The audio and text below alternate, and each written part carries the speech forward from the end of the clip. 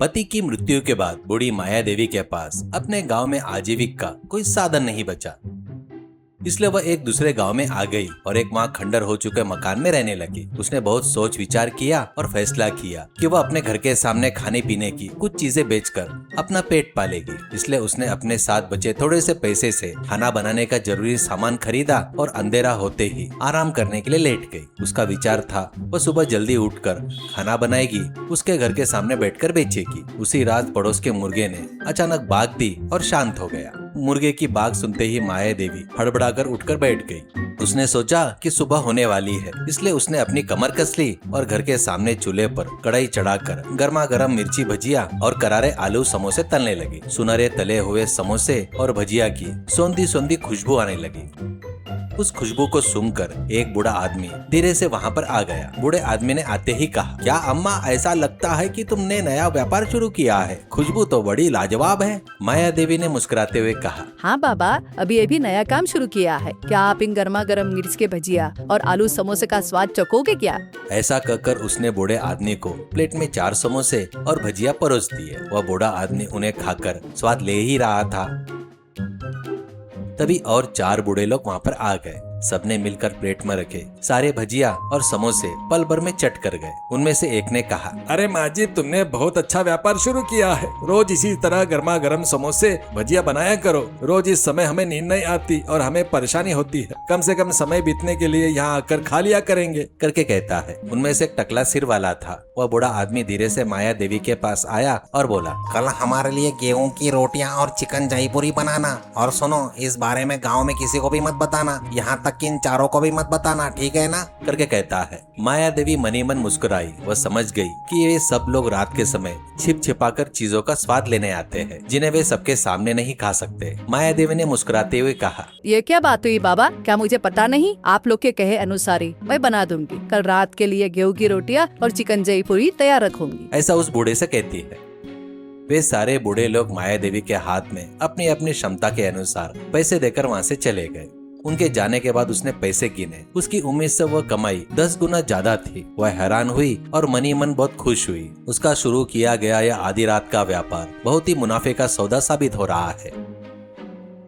वह बूढ़े लोग जाकर बहुत देर हो गई, फिर भी पूरब से सुबह नहीं हुई। तब वो सुबह नहीं, आधी रात को उठकर खाना बनाई करके माया देवी समझ गई। कैसे भी हो, अच्छा हो, फायदा हो रहा है करके आधी रात को उठकर खाना बनाएगी, ये वो ठान लेती है।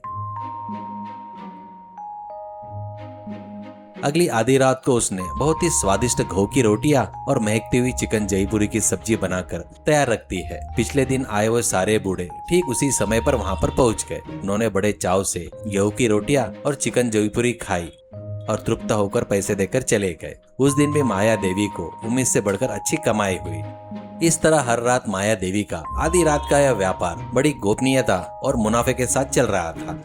माया देवी के घर के ठीक पीछे एक बड़ा मकान था। उसमें बंसीलाल नाम का एक व्यक्ति रहता था। वह बहुत ही माँ कंजूस था। पैसा खर्चा करने के नाम पर उसकी जान निकलती। एक दिन बंसीलाल को बिल्कुल नींद नहीं आ रही थी, तभी उसे कहीं से नाक में पर्दे फाड़ देने वाली चिकन जयपुरी मसाले की बेहतरीन खुशबू आई।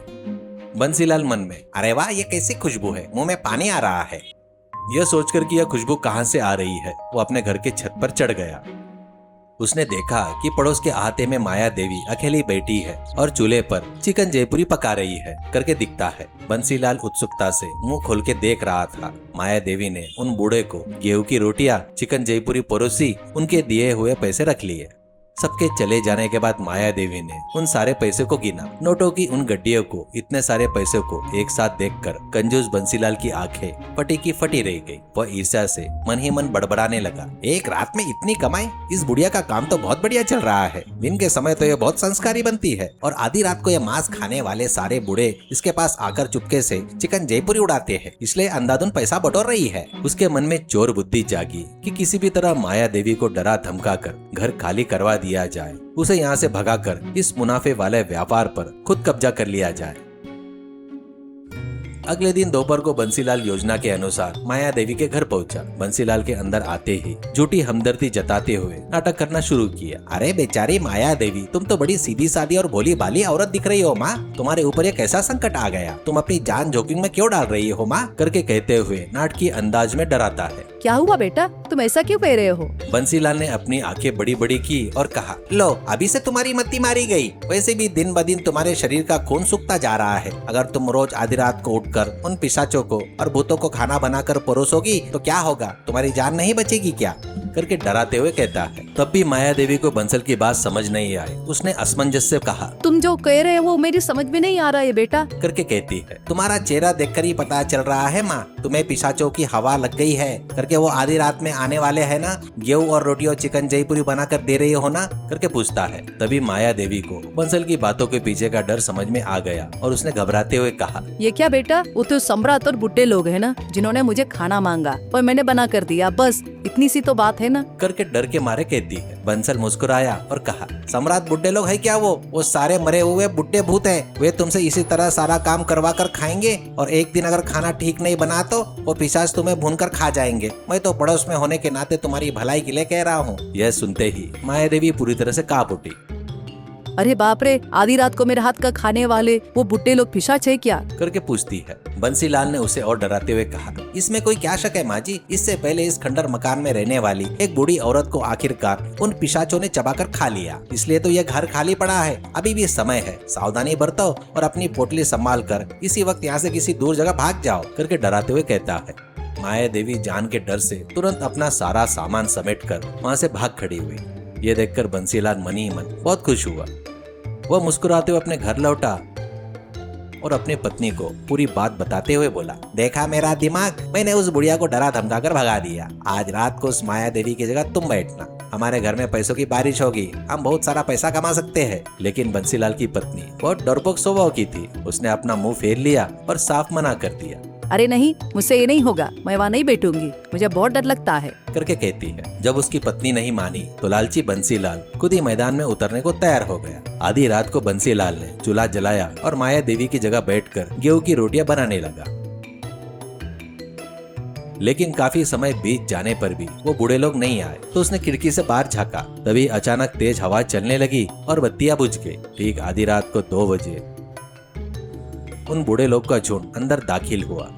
बंसीलाल को देखकर गुस्से में तमतमा उठे। उनमें से एक ने चिल्लाया, कौन है तू? यहाँ रहने वाली माया देवी कहाँ है? उसके हाथ में बने पकवान कहाँ है? करके चिल्लाता है। बंसीलाल ने डर को छुपाते हुए अपनी आवाज खींची और बड़ी चतुराई से कहा, अरे वह कहीं चली गई है स्वामी। अगर वह नहीं है तो क्या हुआ, मैं हूँ ना, आज से मैं खाना बनाया करूंगा, खाइए। ऐसा कहता है बड़ी चतुराई से बातें बनाते हुए। उन्होंने रोटियों को हाथ में लेकर देखा। उनके चेहरे गुस्से से बिगड़ गए। ए लालची बुड्ढे, रोज माया देवी के हाथ से आने वाली चिकन जयपुरी की खुशबू कहाँ है? और ये रोटियां इतने कड़क क्यों है? इस बार तो जो बनाया बनाया, लेकिन कल से अगर तुमने चिकन जयपुरी नहीं बनाई तो हम तुम्हारी खैर नहीं छोड़ेंगे। बंसीलाल ने अपनी चालाकी दिखाते हुए कहा, व्यापार का नियम है कि पहले पैसे देने होंगे, पैसे दो फिर खाओ, वरना खाना नहीं मिलेगा। करके कहता है। यह सुनते ही उन बुड्ढे पिशाचों की आंखें अंगारों की तरह दहक उठी।